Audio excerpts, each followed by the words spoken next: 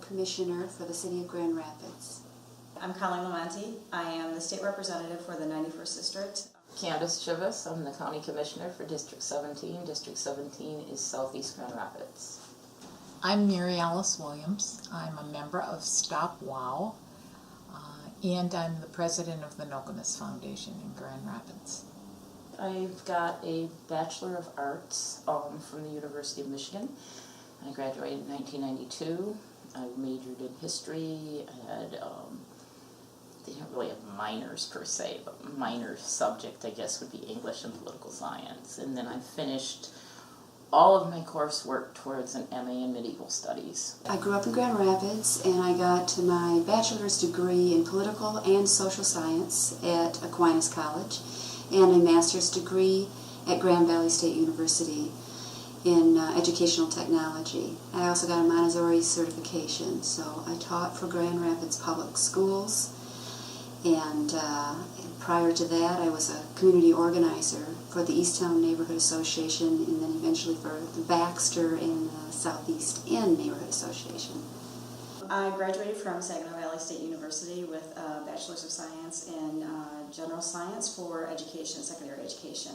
And I am a high school teacher.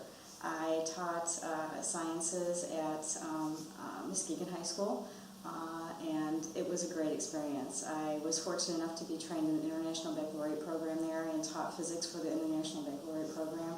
I have a bachelor's degree in comparative literature, and so I really don't have an educational track that got me involved or prepared me for the political life. I think that comes through my genetics. I come from a long line of Irish rebels, and I imbibed that spirit of looking for the oppressor and fighting the oppressor at a fairly young age. I was raised on stories told particularly by my maternal grandmother.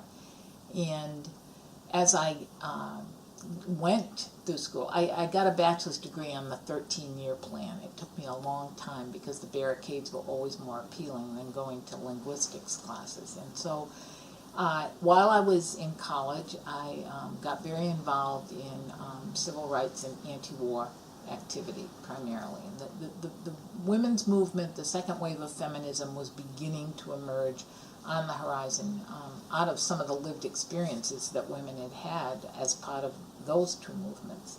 But I cut my political teeth on civil rights and anti-Vietnam War activities. And it just seemed consistent that I would continue to work on issues as I became aware of them and as they emerged. I've done a lot of grunt work in my life, which I think is the essence and the flip side of the romantic notion of what politics in America is about. But I think that, as I said, at a very early age, I became aware of justice issues, and that certainly informs my feminism. I was elected to the Grand Rapids City Commission after living in Grand Rapids for about 4 years, and the Grand Rapids City Commission was a local position, and it stemmed from my neighborhood activism. I was very involved in my Easttown Neighborhood Association when we first lived in Grand Rapids. This was a very different city than any place I had ever lived, and I quickly figured out that if I was going to survive here, I had to live in Easttown, and I needed to be in a more diverse area of the community. And as a result of some of the neighborhood organizing activities, primarily focusing around housing issues and public safety issues, I became involved in Grand Rapids city politics. My first experience working on a campaign, I guess when I was a child, my father took me along with him. He was a delegate for George McGovern, I remember, and we would go out door knocking. But then in terms of local politics, when I was in my late 20s, I was a neighbor of Mary Alice Williams. And Mary Alice, who lived across the street, decided to run for a city commission after the filing deadline. So she ran on a write-in, and I was her organizer, basically. And we won, and I was so astounded that we could pull off a win on a write-in campaign that I became convinced that a small group of people can do a lot to influence who gets elected and then influence public policy.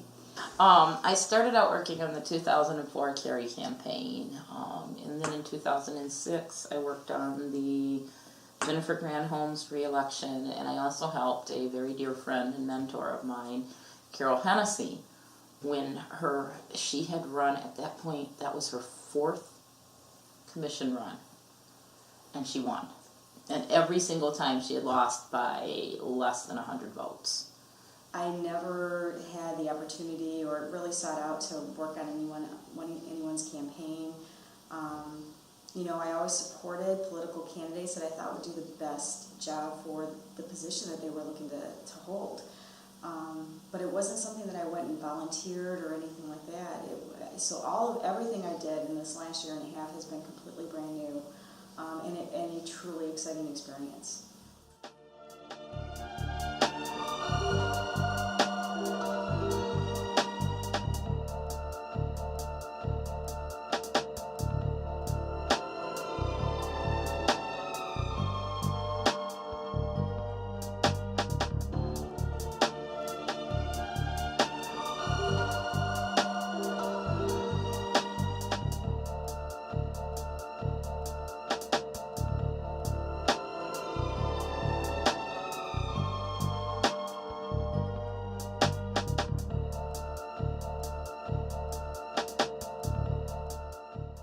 I like being involved in politics, but I never saw myself as the candidate.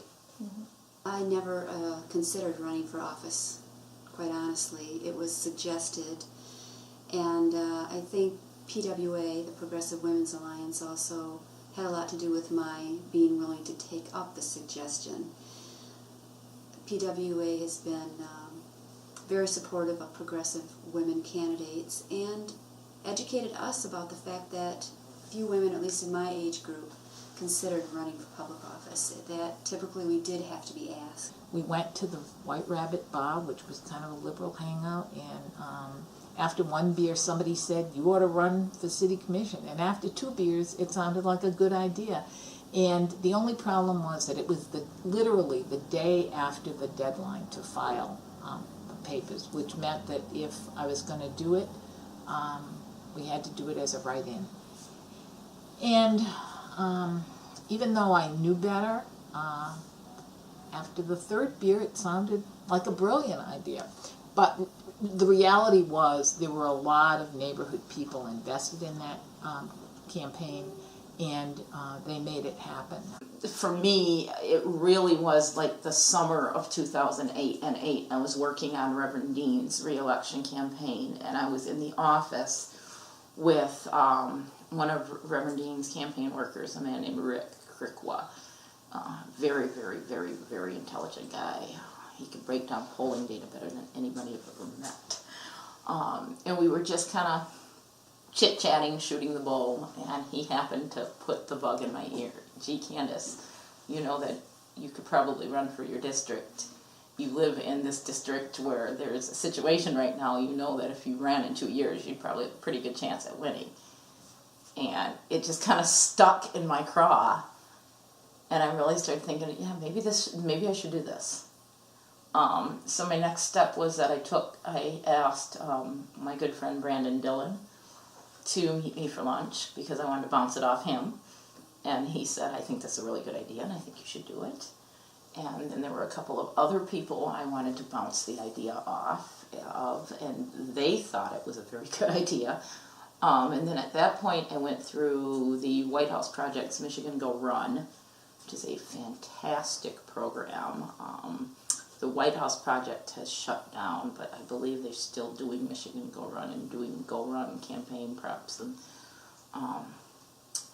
so I went through that, which was, as I said, that's probably the best campaign prep a female can take, because it's all on how to be the candidate. Whereas I really, really like Emily's List, and I think Emily's List runs a really good campaign prep too, but their campaign prep is all on finance. And it's all on how to raise your money, which is a good thing to know, but there's other things you should know too. So after I did that, came back, mulled it over some more. February comes along, and I said, okay, I'm going to do this, and went ahead and formed my campaign committee. Then I called up my predecessor and asked him to have lunch with me, and told him I was going to be challenging him.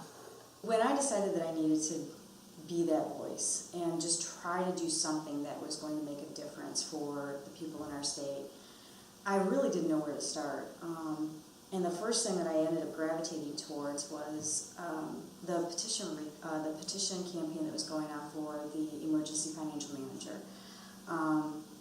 That was one of the areas where I felt that our democracy was being challenged, and I thought, this is someplace where I can start being involved. You know, collect some petition signatures, I can do that. And through that process, I actually was able to meet our former representative for this area, Mary Valentine. And I got to know her and talk with her about some of my ambitions, that I truly wanted to, you know, see if I could make a difference. And I was willing to do whatever it took, and if that meant running for office, then that's what I was going to do. And she kind of took that little piece of information and tucked it away. And a few months later, when we were talking about in a group that had been formed called We Are the People, that I had become a part of, just to raise voter awareness about some of the issues that were going on and what average citizens could do about them. And we were talking in one of our meetings about who was going to run for office for, you know, the 91st district, and Mary put my name out there. And it was one of those things that as soon as people started talking about, yeah, Collene, you should run, it kind of caught fire in me. And it was through that process and the great group of volunteers that has stood by me throughout the entire election cycle that really got me to where I'm at right now. I've had a lot of family support and a lot of friends who've been supportive. And without a good, solid campaign, I don't think it's a good idea for anybody to run. You really need to have that support system in place, because there's a lot of work, whether it's fundraising, messaging, door knocking. You've got to have an army of supporters that help you. Certainly Mary Alice was supportive, and she was my co-campaign manager along with Susan Lewis, who's worked for me and especially has been instrumental in helping me raise funds. Sherry Giles is a good friend, has been involved in many campaigns over the years and done a lot of work in voter registration. I've got a number of friends, Rick Maycroft, Linda Jeanette. I've had Maureen Slade, whose campaign I worked on. She served on my campaign committee. My daughter, Cassie, and my daughter, Kaylin, have both been very active, going door to door, and Cassie as treasurer.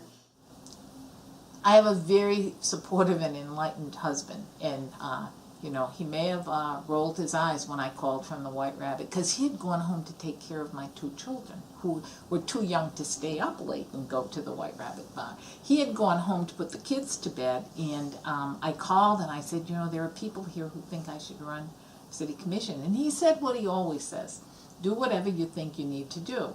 And that is a tremendous support, and I recognize that, because I know that I know a lot of women who have had to you know, either make tough choices in their relationships. So I can't underestimate or overestimate the importance that it was that Mike Williams was and continues to this day to be supportive of whatever it is I want to engage in. I think campaigns take on a life of their own. I think very frequently in campaigns, sometimes it's the people you least expect who step up. There are people who are very good at the campaign part, and you never hear from them again. And those may be your most valuable friends, because they never come back and want anything. They're just there. They're political junkies. And Ruth really did a lot of the legwork. You know, she's very, very detailed oriented. So she she made sure my schedule was being managed, my kids got picked up from school. If we needed to bring lemon bars somewhere, Ruth Kelly was the person baking them in her kitchen.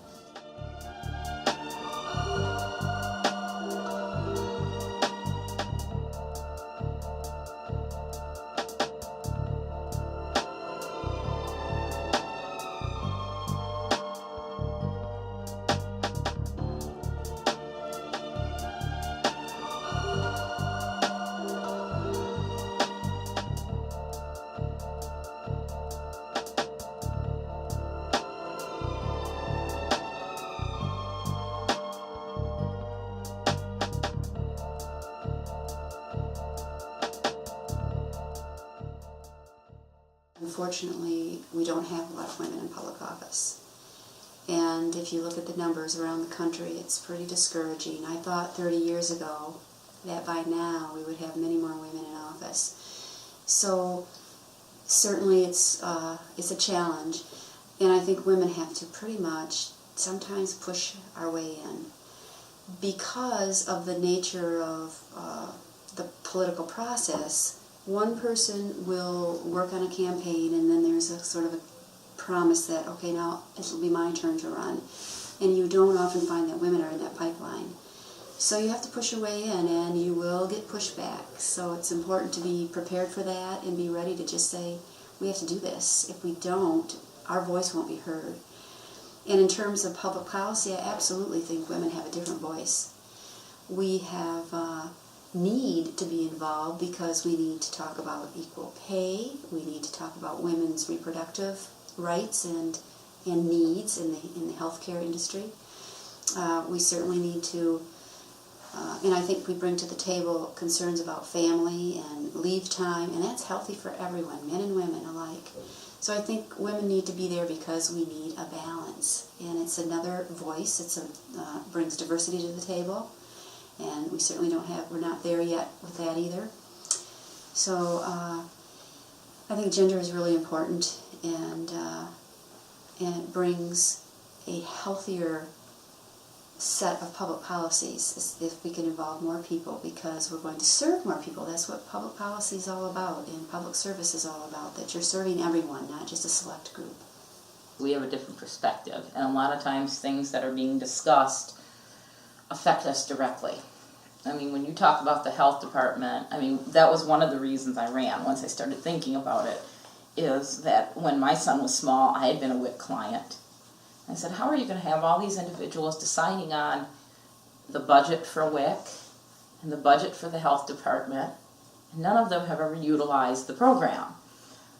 There certainly were people who were taken aback by the fact that I was a woman, but in the primary, the person I was running against was also a woman, and she was the incumbent, had served multiple terms, and that brings me to something that, I think a lot of feminists, especially feminists who get involved in the political process and think the solution is to just get a woman, any woman elected, is what's important. And while in the abstract, I certainly agree that it's much better to have women in significant numbers in elective offices, I just have to say Sarah Palin or Michelle Bachmann to say not any woman will do. I really am supportive of women who have progressive values, who want to bring along others, who have a social justice feminism as their grounding. And to just have a woman for the sake of having a woman is not my personal goal. There have been times when I have supported women because they were women, but I don't think, just as I hate it when I'm voting for a man who I see as the lesser of two evils, I don't want to vote for a woman as the lesser of two evils. We need to have people who are have different agendas and that different factions, if you will. That's how James Madison talked about it, that you have to have these opposing groups in order to have a balance and that we don't go too far in one direction or another. So the more diversity you can have, and that certainly includes gender, then the better I think we're going to have, the better results we'll get in terms of public policy. Because of my upbringing and because my dad never, let me think of myself as being any different than anyone else just because I was a woman, I really didn't have expectations that I was going to be treated any differently. And I know that I have seen, since I've been there, that it's not always the case.